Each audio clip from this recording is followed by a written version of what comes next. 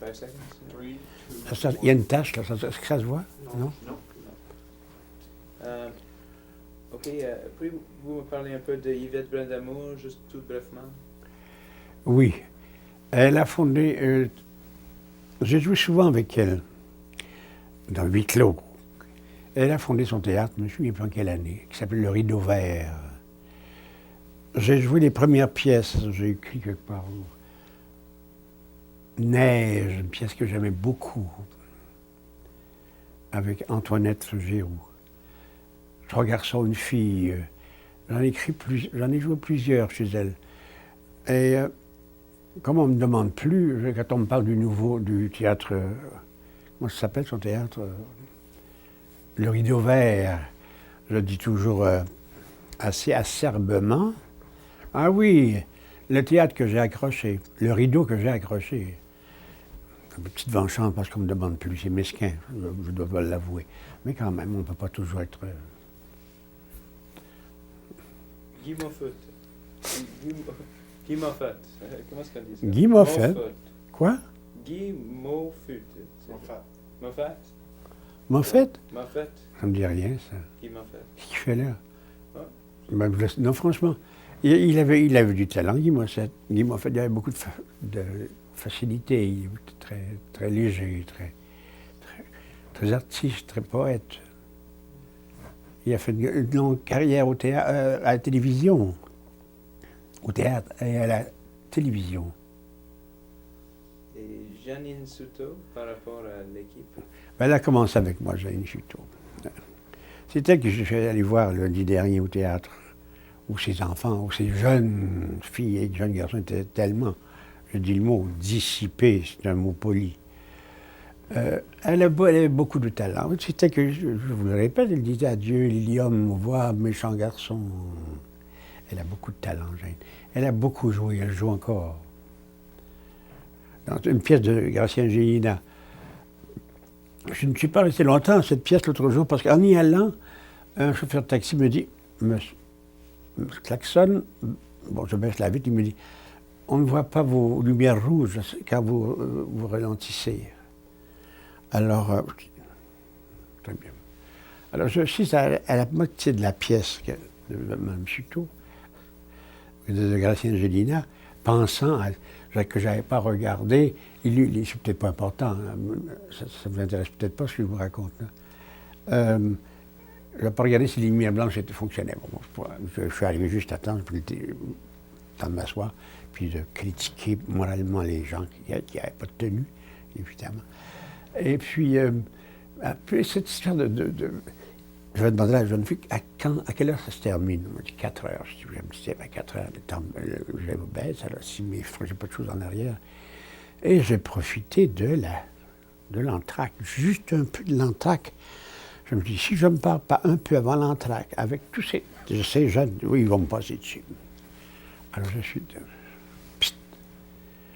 et les lumières en avant fonctionnaient, je suis allé au garage, et puis le chauffeur de taxi me dit en bon québécois, je pense que ta switch ne marche pas.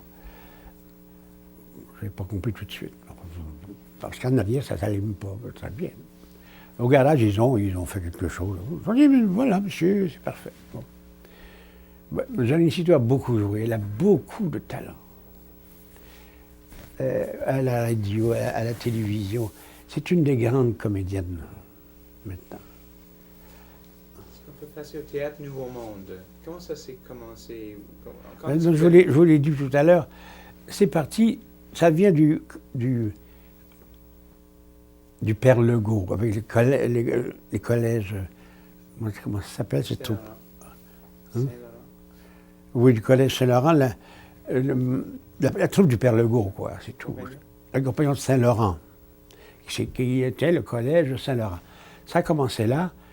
Ensuite, quand ils ont tous aimé ça, et que le groupe était assez solide pour se présenter sur les scènes montréalaises, en ville, quoi, la ville de Montréal. Jean Gascon et Jean-Louis Roux, M. Provost et d'autres c'est comme ça que ça a commencé. Ils ont joué dans des écoles, des petits coins. Puis ensuite, eux, comme ça avait beaucoup de succès, parce qu'ils étaient excellents, ils jouaient des pièces. Ils sont allés au théâtre où jouait Gracien Angelina, ses fridonnades. Ça n'empêchait pas ça n'a pas empêché Gracien Angelina de prendre la scène une fois, 2 mois par année. Parce que quand même, ils ne jouaient là qu'une pièce, ou 3 pièces par année, eux. Le Nouveau Monde, Jean-Louis Roux et les anciens compagnons de Saint-Laurent, quoi. Est-ce qu'il y avait toujours l'influence française ou est-ce que... Toujours. Oui, je vois qu'il y a des pièces françaises. Oui, parce que, oui. Mais il y avait un théâtre anglais à Montréal, ici. Her Majesty, qui était sur la rue Guy. Il y avait... mais le théâtre n'était pas... C'était le début de la télévision. La télévision, les gens étaient fascinés par la télévision. Quand j'ai commencé la télévision, c'était pas facile. Ces jeunes messieurs n'étaient pas là, ils étaient trop jeunes. On pourrait peut-être 2 semaines, mais on jouait 2 heures sans arrêt. Tu avais le microphone sur la tête, puis les caméras. Et tu engageais, et tu... J'ai jamais vu autant de signes de croix de ma vie. Oh, nous sommes tous des catholiques ici, peut-être. Bon, de toute façon, moi je le suis. Oh, la crainte qu'on avait. Je jouais une pièce qui s'appelait Bobos, que j'aimais beaucoup. Je commençais par sur la tête. La pièce commençait comment? Je devais compter jusqu'à 30 secondes. Ensuite, me rétablir sur mes jambes. Je ne suis pas un athlète, moi. Maintenant, je fais du tai chi. Je pense que j'ai plus souple maintenant que je l'étais à ce moment-là. Et j'avais tout le rôle. C'était un rôle qui avait été créé par François Perry à Paris. C'est une très jolie pièce. C'est un détail. À la scène, ça aurait été la même chose. J'aurais fait les choses, mais ça aurait été peut-être moins énervant que... Ensuite, ayant tout le texte, et je suis tombé même sur les bonnes jambes, là, bonne culbute, puisque on enchaînait. C'était pas facile. Et puis comme c'était des pièces qu'on avait jouées ou des pièces qu'on n'avait pas jouées, qu'il y avait des actes, des entr'actes, on n'arrêtait pas pour les entr'actes, on enchaînait. On se déshabillait derrière la caméra, on attendait notre autre entrée pour c'était de l'acrobatie. La nuit du 16 janvier, c'était votre première télépièce? La nuit du 16 janvier? Oui, c'est possible. C'était une détective? Vous étiez détective dans la nuit du 16 janvier de Ayn Rand? Là, je ne me rappelais pas dans quelle pièce. Oui, la quantité. Je jouais presque... Pendant les premières années, 7-8 ans, j'ai joué 8 ou 9 téléthéâtres. Ça veut dire qu'il y avait 2 semaines de répétition, puis il y avait une série de téléthéâtres. J'en faisais beaucoup. Il y avait un trophée, n'est-ce pas, pour le plus important? Mon apport à la télévision. Oui. Trophée Frigon. Frigon, qui était le directeur de Radio-Canada. Pas si bon, Frigon. C'est moi qui étais si bon. Lui était Frigon. C'était vraiment le théâtre en direct à la télévision. Alors c'était ça.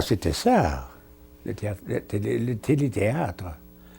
C'était en direct. On n'arrêtait pas. Il n'y avait rien qui arrêtait. Après, moi j'ai beaucoup aimé ça. Ils nous demandaient, nous, parce qu'on avait une carrière de théâtre, on savait où mettre nos mains. Et puis, on apprenait. Et puis, il y a des pièces qu'on avait jouées. Et c'était fascinant. Et surtout, le côté fascinant, c'est quand on avait fini, on disait,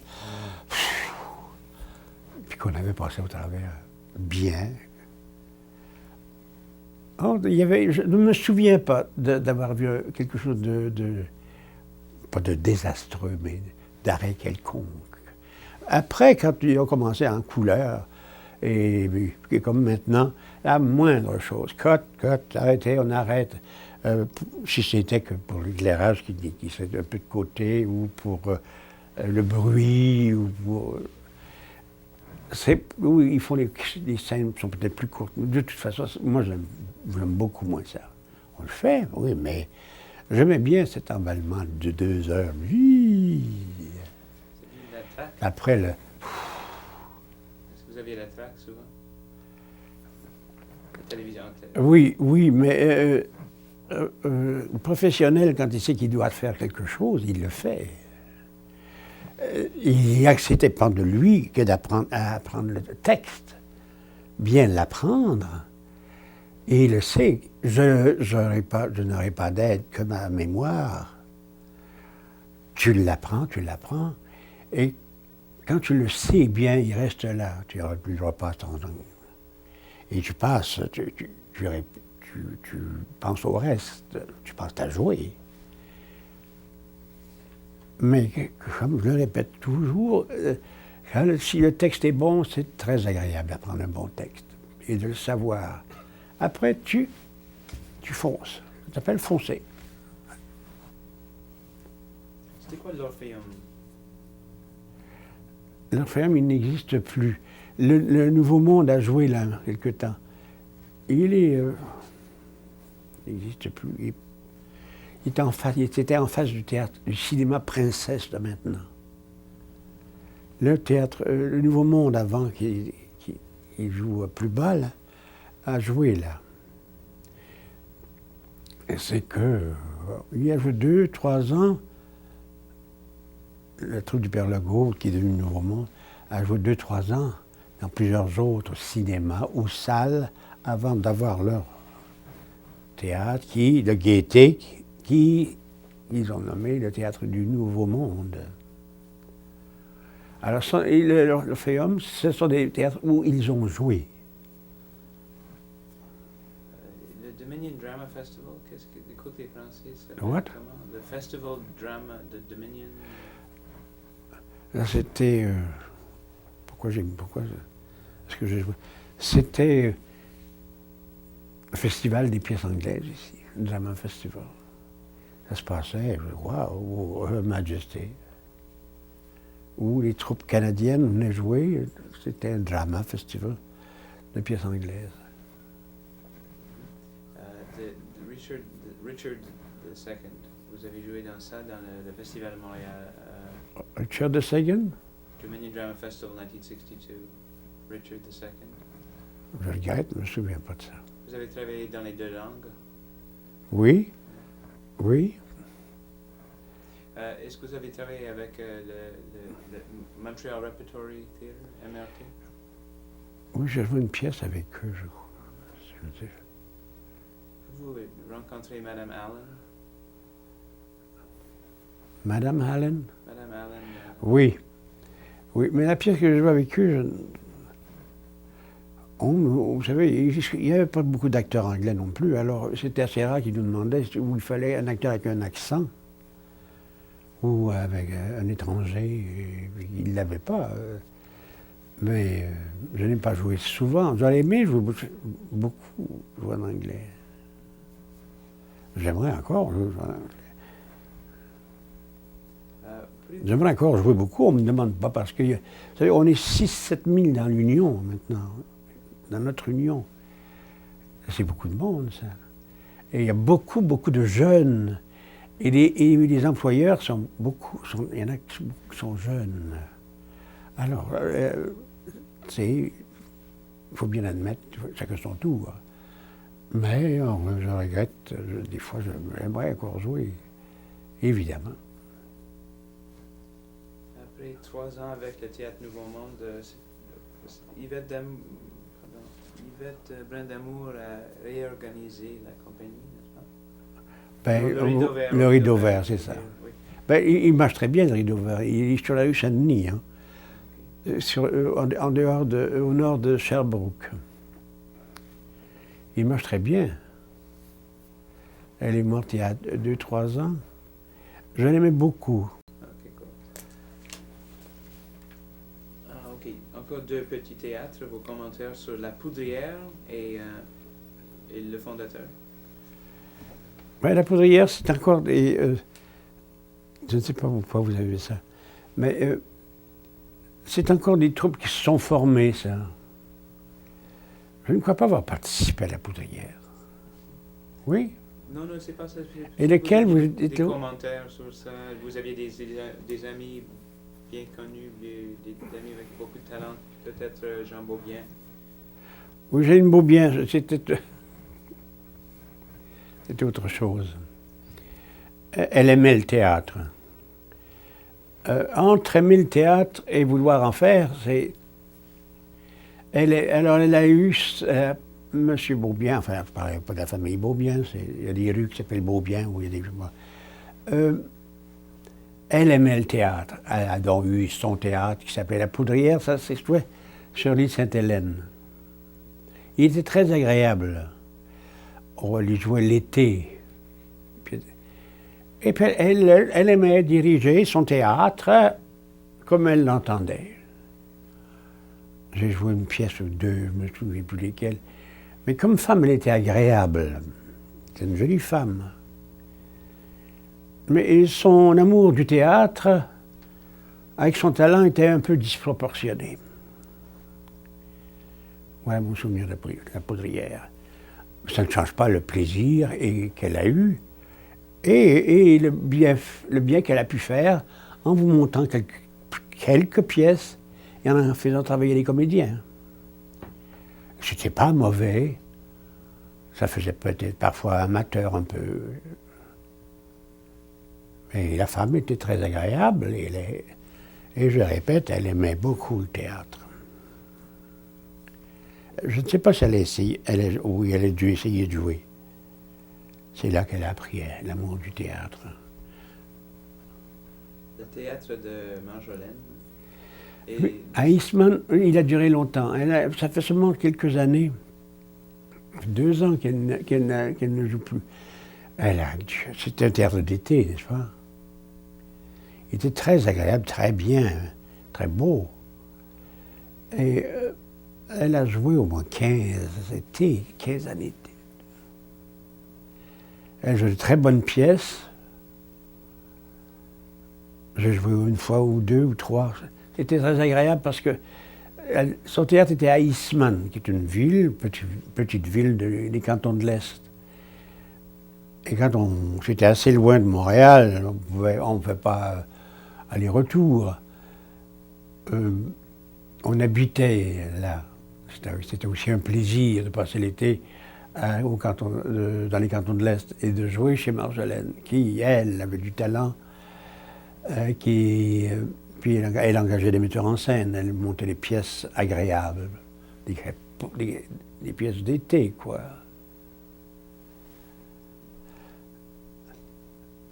Dans des théâtres d'été, je vais jouer... parce que c'est là que j'avais joué avec Gisèle Schmitt, cette pièce, pour divorcer. C'était un de ces endroits. Comme j'ai dit, j'ai joué avec cette pièce, Faut divorcer, avec Gisèle Schmitt et François. Bon.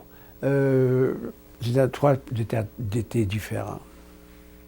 Jean-Pierre Masson qui avait créé la pièce là, à la télévision, Un homme et son péché. Il était très bon comédien. Il était dans les Compagnons de Saint-Laurent. Il était très bon comédien. Et ce qu'il a joué, Un homme et son péché, ça était célèbre à la télévision parce que c'était très peuple et c'était très vrai. Un théâtre d'été près de Sherbrooke, on a joué cette pièce. J'aimais l'esprit de Jean-Pierre Masson parce que des fois, il y avait des publics qui manifestaient. Et un soir, il y avait un gars là-bas qui parlait dans le fond. Il a arrêté de la scène, il a dit « Et vous là-bas, vous ne devez pas être d'ici, n'est-ce pas ?»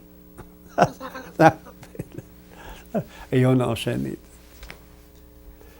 C'était comment le statut social, le niveau social Roger m'a suggéré de demander. C'est une bonne question parce que c'était l'époque où il n'y avait pas l'assurance maladie, par exemple. Il n'y avait pas d'union encore. Les conditions juste avant l'établissement. Il fallait beaucoup travailler. Il fallait beaucoup travailler et les comédiens n'avaient pas les cachets qu'ils ont maintenant. Hein. On n'avait pas d'union. Où l'union commençait, il fallait beaucoup travailler.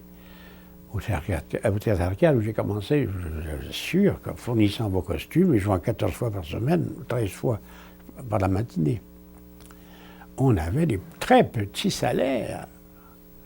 Il n'était pas question de penser à des voitures, on pensait au texte et à notre garde-robe, puis à la mémoire, mais au plaisir de faire notre métier, évidemment. Et les prix, vous en avez gagné? J'en ai gagné 2, le meilleur à la radio et le meilleur à la télévision à cette époque-là. Est-ce que c'était un grand honneur d'en gagner ces choses? Ces prix n'ont pas été bien connus, n'est-ce pas? À ce moment-là, ils étaient connus, oui. Maintenant, on fait des galas énormes, n'est-ce pas? Puis on vous donne des trophées, ou c'était des plaques.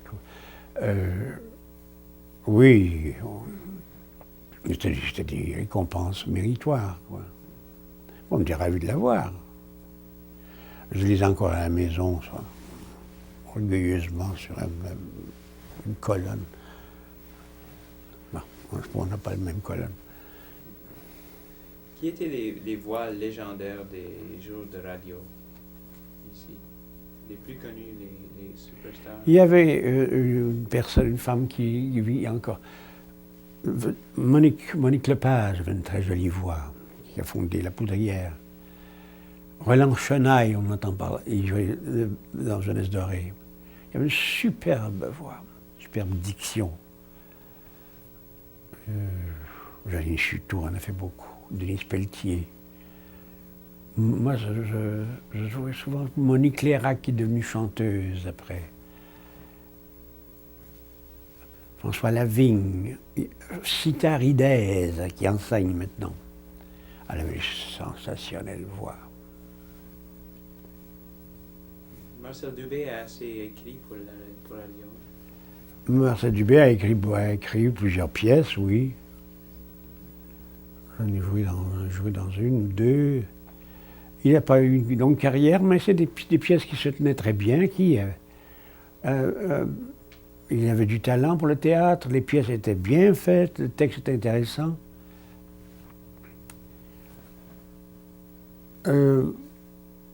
Sa carrière n'a pas été immensément longue, il vit encore, mais sa santé est devenue chancelante après un certain temps, alors il a arrêté d'écrire.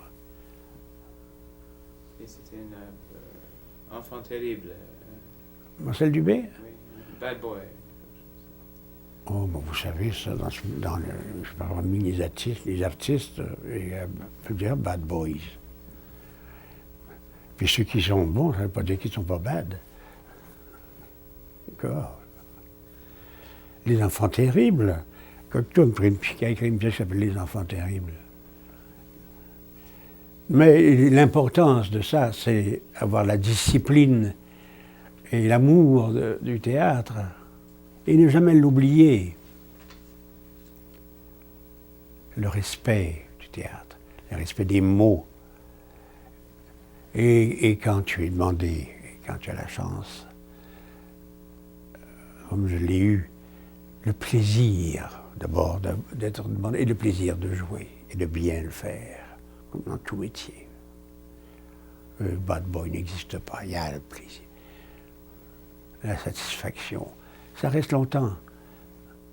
Le goût et les pièces, et certaines t'ont imprégné. Quand j'ai joué à la télévision, je pense à un acteur que j'aimais beaucoup, James Stewart. Quand j'ai joué Harvey, c'est une pièce que j'avais beaucoup aimée.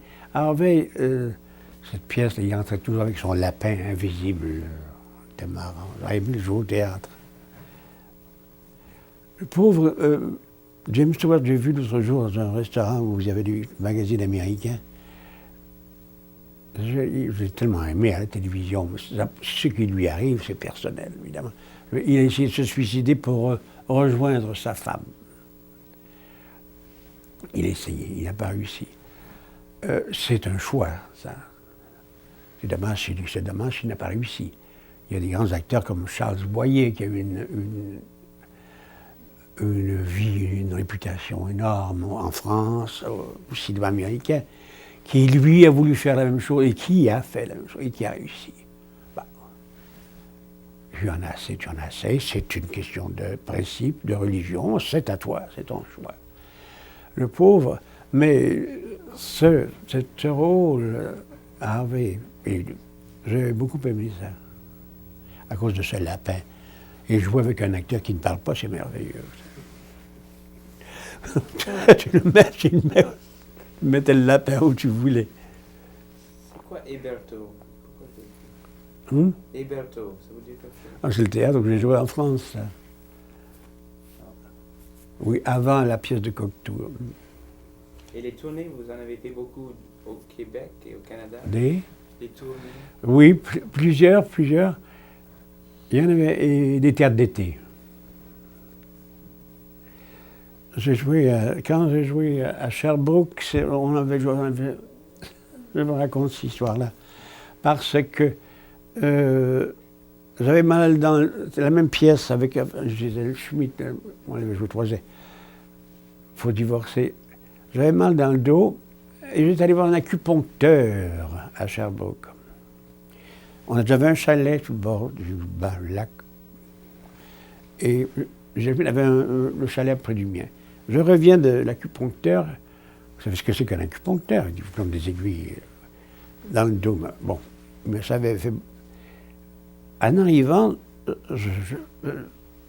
Gisèle, alors comment ça a été? J'ai dit, ça m'a fait beaucoup de bien. Alors je tire mon chandail et j'entends un cri énorme. Je dis, qu'est-ce que tu as? Ah! Je dis, quoi? Mais j'ai fini par lui faire dire ce qu'il y avait. L'acupuncteur avait oublié 8 aiguilles. J'ai fait le trajet, mais comme ces aiguilles sont flexibles, j'ai pas. Mais je dis, enlève-les! Ah, un autre cri! Non! Alors j'ai réussi devant une glace à les enlever. Et puis, le lendemain, j'allais voir l'acupuncteur en disant, vous avez été distrait, voilà, vos aiguilles. Mais les cris de Gisèle et les 8 aiguilles, ben voilà un souvenir de tournée à Sherbrooke, qui était une jolie ville, Sherbrooke. N'est-ce pas qu'il y avait une comédie canadienne, c'était une tournée, n'est-ce pas? Une tournée des joueurs de Théâtre Nouveau Monde. La comédie canadienne, mon Dieu. C'était où Gratien Gélinas avait commencé au Monument National, quand il a commencé à écrire ses pièces. Ça a devenu le théâtre s'est appelé la comédie canadienne. Après le Gaîté et avant le Nouveau Monde, l'endroit. Est-ce que j'ai pas touché sur quelque chose? On termine en 1970 à peu près. Alors, je crois que j'ai bien parlé des années 40. Oui, bon, je fais autre chose depuis, mais enfin, moins, évidemment, puisque je vous expliquais, à cause du nombre que nous sommes, chacun sa chance, il y a beaucoup de jeunes, et les employeurs sont jeunes, pas dire qu'ils ne nous connaissent pas, mais enfin, on ne pense pas. Et les auteurs sont jeunes, alors voilà. C'est un berceau de théâtre, n'est-ce pas? Ah oui, la roue tourne, ce sera autre chose. Ok, je crois qu'on va arrêter là. On va arrêter là. Si vous voulez. On a touché tout, surtout, on peut arrêter la cassette. Merci. Non, ça va.